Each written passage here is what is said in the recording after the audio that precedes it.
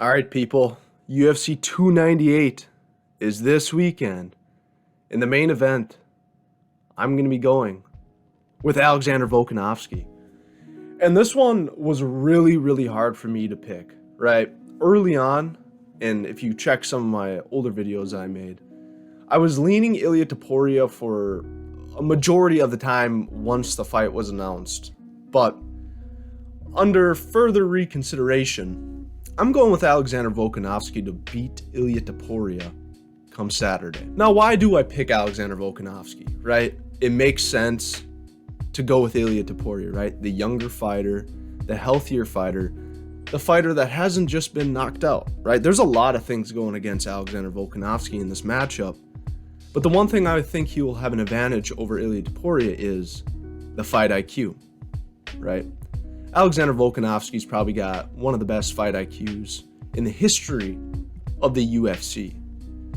And we saw that against Islam Makhachev in the first fight. Now, look, I'm not completely discrediting the second fight, right? He did get knocked out. This is going to be a really, really tough fight for Volkanovski because of that, right? We've never seen a champion in the 145-pound division at the age of 35.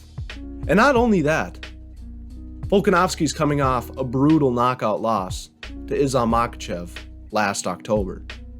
So, say what you want about that. There's a lot of things going against Alexander Volkanovski. But people forget. And people forget how skilled and how talented and the fight IQ of Alexander Volkanovski, right?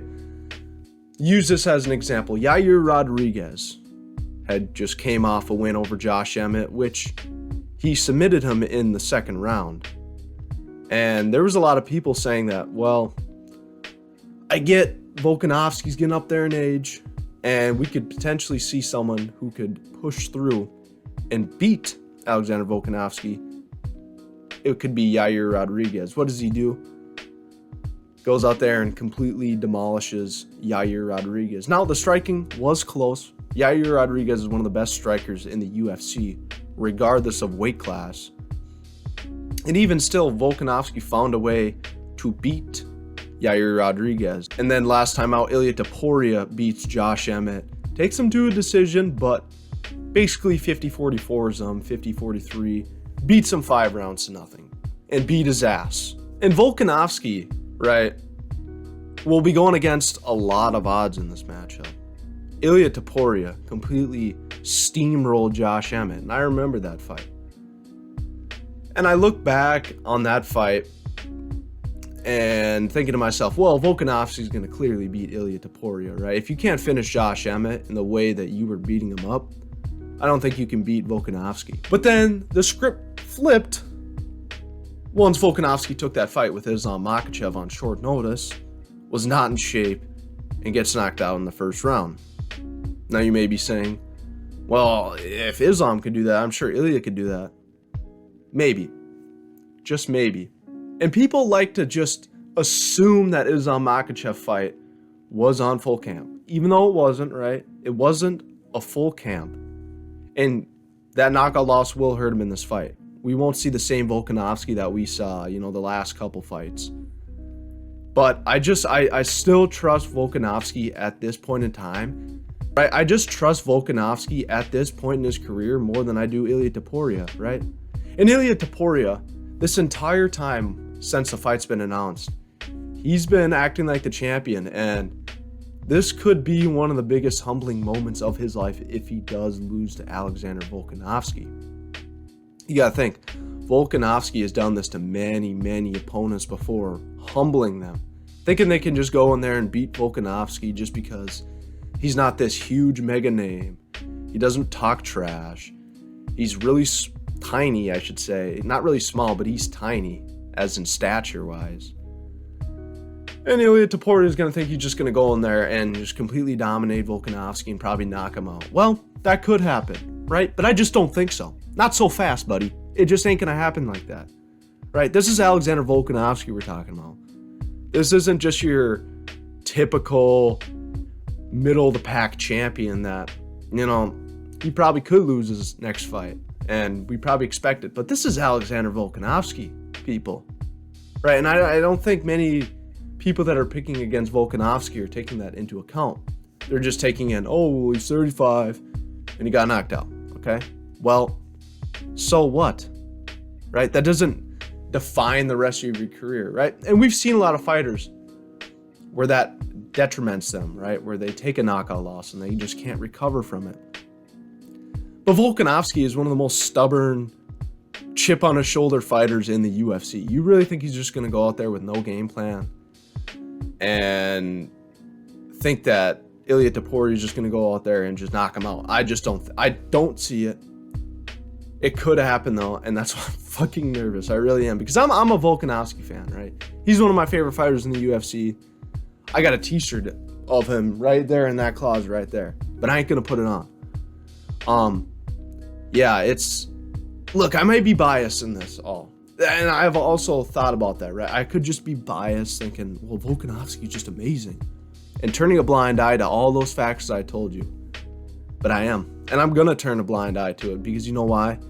I fucking seen Alexander Volkanovski go out there every single time, being doubted by many people, being doubted by me, and go out there and put one of the best performances of his life on every single time he fights, except the last one, right? And there's been moments in Volkanovski fights where you think he's probably gonna lose, but man, his fight IQ is just off the charts, man. He really is one of the best fighters of this time, right? Who goes in there against Islam Makhachev, one of the best grapplers, probably the best grappler right now in the UFC, and hangs with him in the grappling? Charles Oliveira could do that, right? But he's also one of the best grapplers in the UFC. Volkanovski's not really known as that. And this is where I think he can beat Ilia Topuria. They're similar fighters, they really are. And I put them in the which fighters are the most similar. And I put them two together because they really do kind of fight like each other. Except two things.